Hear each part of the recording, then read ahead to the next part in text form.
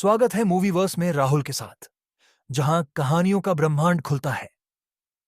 यहां मैं लाता हूं आपके लिए बेहतरीन मूवी और वेब सीरीज रिकमेंडेशन, साथ ही ऐसे मजेदार और हैरान कर देने वाले फैक्ट्स जिनके बारे में आपने शायद कभी सोचा भी नहीं होगा। जय जोहार संगीमन।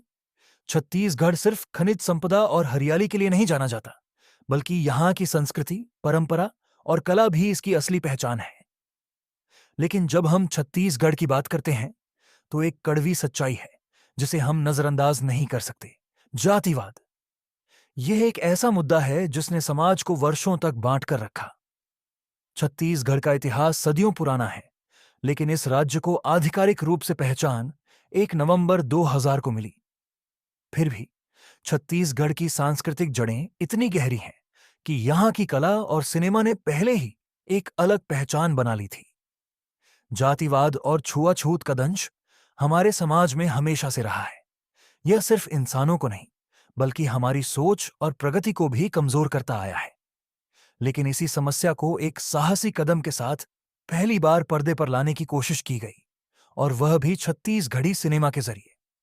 साल 1965 में छत्तीसगढ़ की पहली फिल्म बनी, कहीं देबे संदेश।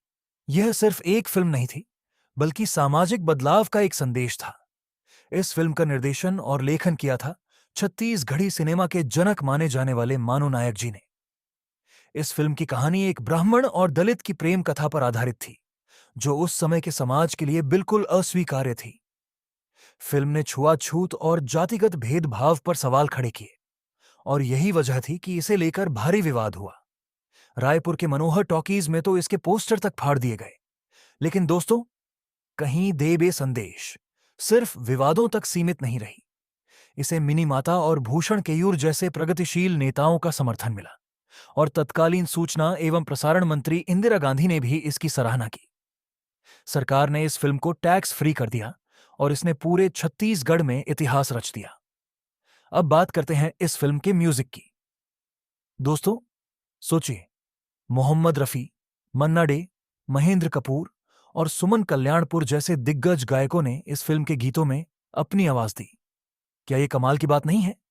इस फिल्म की शूटिंग रायपुर के पलारी ग्राम में हुई थी, और इसे बनने में सिर्फ 27 दिन लगे। 16 अप्रैल 1965 को दुर्ग और भाटापारा में इसका प्रीमियर हुआ। और दोस्तों, तब यह फिल्म सिर्फ एक मनोरंजन का जरिया नहीं थी, यह समाज में बदलाव की एक लहर थी। आज कहीं देबे संदेश को एक क्लासिक फिल्म के रूप में देखा जाता है। अगर आपने यह फिल्म नहीं देखी है, तो मैं आपको इसे जरूर देखने की सलाह दूंगा। यह सिर्फ एक फिल्म नहीं, बल्कि छत्तीसगढ़ी सिनेमा और समाज के लिए गर्व की बात है। तो दोस्तों, अगर यह कहानी आपके दिल को छू गई हो, तो इस वीडियो को लाइक करें, चैनल को सब्सक्राइब करें और कमेंट करके बताएं कि आप इस फिल्म और छत्तीसगढ़ी सिनेमा के बारे में क्या सोचते हैं।